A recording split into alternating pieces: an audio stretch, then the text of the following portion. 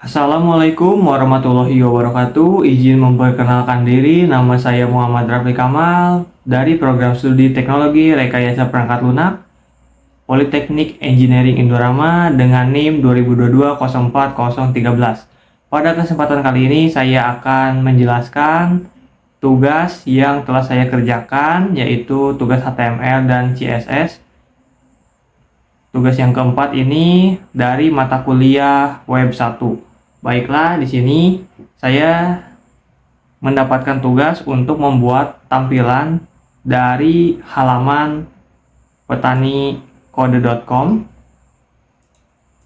dibuat untuk semirip mungkin. Jadi ini adalah tampilan aslinya dari website aslinya. Oke. Saya diminta untuk mengikuti atau membuat tampilannya semirip mungkin dari bagian navigasi atas ini ke sini hingga bagian 3 kotak yang ada di bawah ini. Oke, jadi ini adalah HTML yang telah saya buat yang dilengkapi dengan CSS. Oke, mari kita mulai pembahasan source code-nya. Pertama, di sini saya menggunakan doctype HTML sebagai tipe dari dokumennya itu adalah HTML. Kemudian ada tag HTML, lang atau language English. Oke, di sini adalah HTML dengan bahasa Inggris. Di sini saya menggunakan tag buka HTML dan penutup HTML. Selanjutnya di sini adalah head. Tag head ini berfungsi untuk menampilkan pada bagian atas yang ada di atas ini. Jadi saya membuat tampilan di atasnya itu dengan title petani kode, kemudian menambahkan icon gambar PNG. Ya seperti ini, walaupun tidak terlalu mirip tapi setidaknya logonya tetap sama ya. Oke, selanjutnya di sini saya tutup headnya, kemudian di sini juga pada bagian head tidak lupa saya menggunakan link untuk menampilkan atau menghubungkan file HTML ini dengan file CSS, yaitu petani.css. Nah, yang ini adalah file CSS-nya. Oke, selanjutnya di sini ada tag body. Nah, tag body ini berisi div. Ya, semuanya saya menggunakan div untuk mengelompokkan bagian-bagiannya agar terstruktur. Div yang pertama di sini saya menggunakan kelas navbar. Nah, untuk navigasi bar yang bagian atasnya itu saya menggunakan background color dengan kode ini. Kemudian lebarnya itu 100% memenuhi layar. Kemudian tingginya itu 65 pixel. Di sini saya menetapkan ketebalan dari fontnya itu 800. Kemudian positionnya itu pixel dan z indexnya itu 1. Nah, apa itu z index 1? Jadi pada bagian tampilan ini dibuat dengan menggunakan position fix. Nah, position fix itu kan berfungsi agar navigasi ini tetap berada di posisinya di atas ini ketika website di scroll ke atas dan ke bawah. Nah, apabila saya tidak menambahkan z index yang z index 1 ini, maka ketika saya menampilkan navigasi bar ini dan di scroll, maka navigasi bar ini akan tertimpa dengan tulisan-tulisan dan gambar objek-objek yang lain. Seperti itu. Jadi di sini cukup penting untuk menambahkan z index 1 agar posisi dari navigasi bar itu tetap berada di paling atas dan tidak tertumpuk dengan elemen-elemen yang lainnya. Baiklah, selanjutnya di sini pada bagian HTML-nya saya menggunakan tag A. Kemudian ada hrefnya itu saya kosongkan saja. Dan di sini ada logo. Nah, yang pertama logo. Kemudian ada home. Nah, di sini ada ID home. Mari kita lihat seperti apa ID home itu. Nah, ini dia. Jadi ID home itu posisinya itu absolute. Kemudian saya meminta agar tampilannya itu digeserkan ke kanan sebanyak 160 pixel.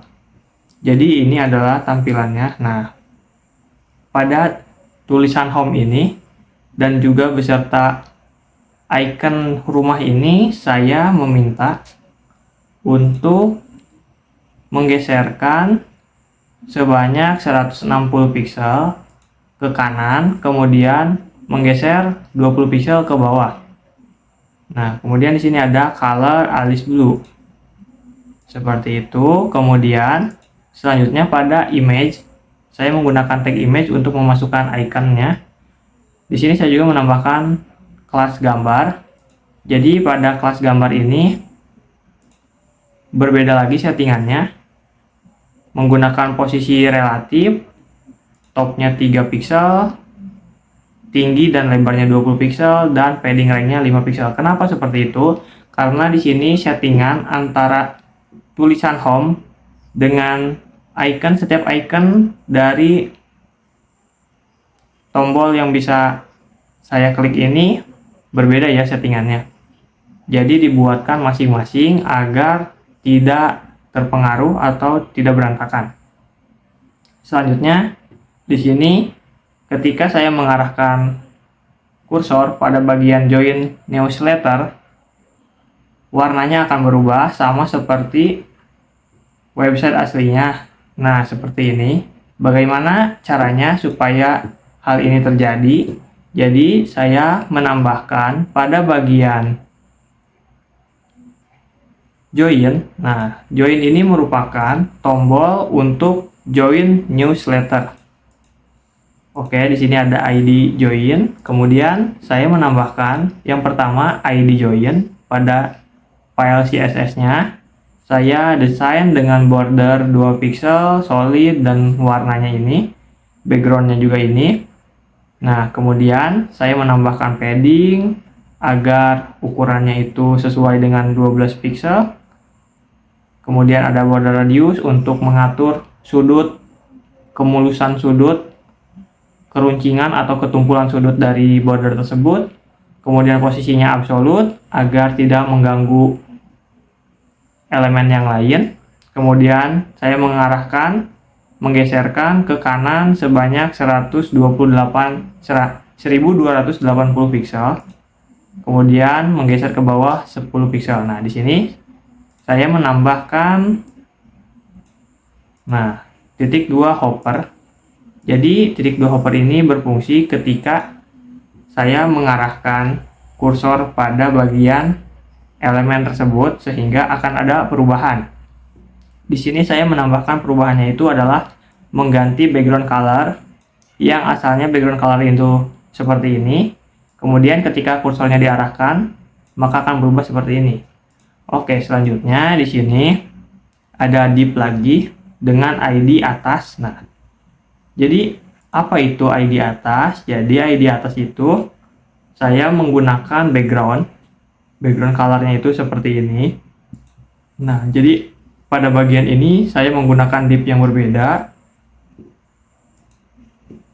Ada margin top min 20 pixel. Kenapa saya menambahkan margin top min 20 pixel? Karena apabila saya tidak menambahkan ini,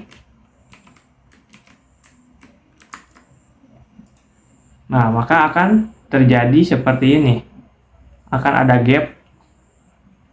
Nah, maka untuk menghilangkan jarak seperti ini, saya menggunakan margin min 20 pixel. Oke, selanjutnya pada tampilan ini saya menambahkan tulisan petani kode dan juga 2 tombol dilengkapi dengan gambar pada samping. Oke, gambar yang sangat khas dengan petani kode. Nah, di sini yaitu tampilan div-nya. Yang pertama ada span. Nah, di sini tag P untuk paragraf. Kemudian saya memisahkan lagi paragraf tersebut dengan span. Kemudian diberikan ID besar atas. Besar atas itu untuk tulisan petani kode ini ya. Nah, jadi seperti apa saya CSS-nya? Nah, seperti ini. Font size-nya 60 pixel. Kemudian font weight-nya 650. Font family-nya sistem UI. Nah, seperti ini. Kemudian untuk tulisan yang di bawahnya, saya menggunakan settingan seperti ini. Nah, saya menggunakan posisinya itu absolute. Kenapa? Supaya posisinya itu tidak mempengaruhi keberadaan dari elemen lain. Oke, kemudian di sini ada overflow hidden untuk menghilangkan overflow, karena apabila tidak dihilangkan tulisannya akan menembus ke sini. Oke, selanjutnya di sini belajar budidaya kode. Nah, di sini kecil atas yang tadi saya singgung ID-nya. Kemudian ini ada italic tag I ini pada bagian coding. Oke. Kemudian selanjutnya kita lanjut ke tombol. Seperti tadi, saya menggunakan tag A, kemudian menambahkan kelas tombol 1, href-nya saya kosongkan, kemudian isi dengan tulisan mulai belajar dan juga join newsletter. Settingannya hampir mirip.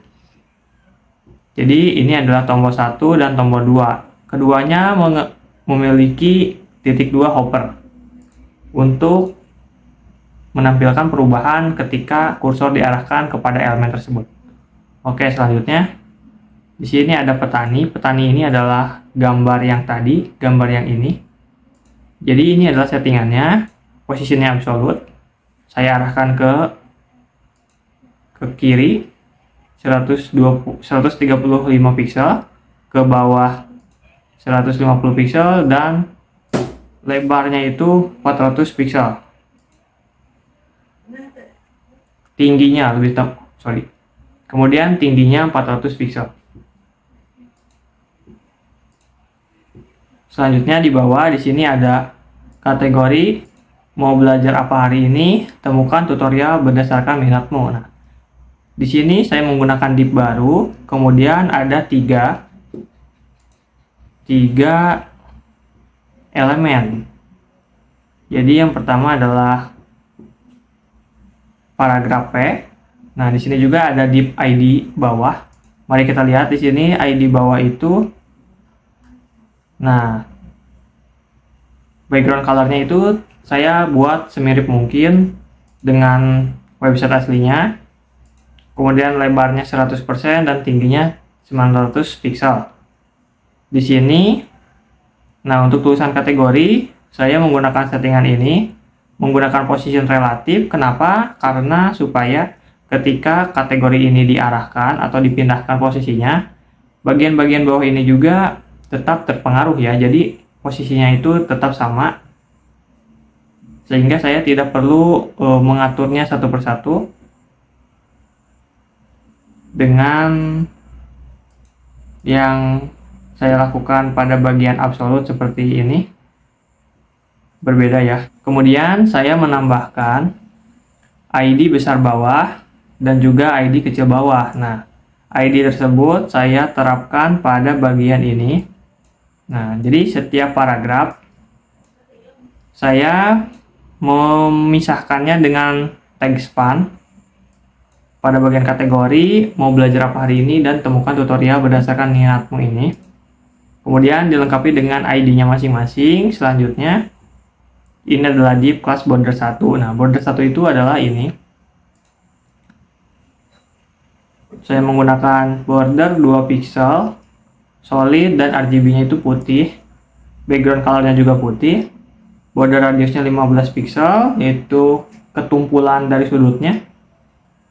Kemudian selanjutnya di sini lebar dan tinggi. Nah, posisinya itu relatif agar kotak ini atau border ini tetap dianggap ada ketika saya menambahkan tulisan di bawahnya ini, nah di dalamnya ini. Jadi apabila saya menggunakan absolute, maka tulisannya itu akan berpindah melewati bordernya atau menjadi tidak teratur karena si border ini sudah tidak dianggap lagi keberadaannya, jadi tidak terpengaruh elemen bordernya. Selanjutnya di sini saya menambahkan shadow. Jadi bisa dilihat di sini ada jarak shadownya itu dari atas 5 pixel, kemudian keseluruhannya 10 pixel. Dan di sini ada RGB, saya menggunakan warna hitam dan ketebalannya 0,2. Transparansinya itu 0,2. Jadi ketika saya menambahkan di sini sebagai contoh 100 pixel, nah maka hitamnya itu akan menjadi 100 pixel. Nah, seperti ini. Sebenarnya pada border satu ini jika dilihat lebih jelas berbeda dengan border yang kedua. Oke, seperti itu. Jadi saya gunakan settingan semula. Nah, kemudian di sini ada sub 1. Nah, saya menggunakan sub 1 ini. Nah, pada bagian ini. Jadi apa itu sub 1? Sub 1 itu adalah image yang ada di sini. Nah, ini adalah sub 1, sub 2, sub 3. Jadi saya menambahkan icon pada bagian ini, dibuat dengan border supaya menjadi kotak seperti ini. Kemudian di tulisan ada basic programming. Kemudian ada basic programming. Di situ menggunakan span, kelas, sub besar, dan sub kecil. Nah, mari kita lihat. Di sini ada sub besar dan sub kecil. Nah, di sini ada font size-nya. Untuk sub besar adalah 18 pixel dan untuk font size sub kecil itu 15 pixel. Jadi antara tulisan yang atas ini dengan tulisan yang bawah ini berbeda ya ukurannya. Kemudian saya juga menambahkan saya menambahkan tanda panah ke kanan ini sebanyak 3 kali ini dengan menggunakan image. Nah, image kelas panah. Kemudian saya menambahkan source-nya. Nah, di sini panahnya itu seperti ini. Kemudian di sini ada background color-nya, border radiusnya. Nah, sebenarnya tidak apa-apa jika saya tidak menggunakan border, tapi untuk jaga-jaga agar ukurannya itu tetap sesuai dengan height dan width-nya, tinggi dan lebarnya itu 18 pixel. Jadi saya kurung dengan menggunakan border. Kemudian di sini untuk posisinya itu saya menggunakan plot right ya. Jadi ditempatkan di posisi kanan dari bordernya. Seperti ini. Nah, untuk plot right saya menggunakan 10 pixel marginnya. Kemudian untuk margin top minus 60 pixel. Oke, seperti ini jadinya.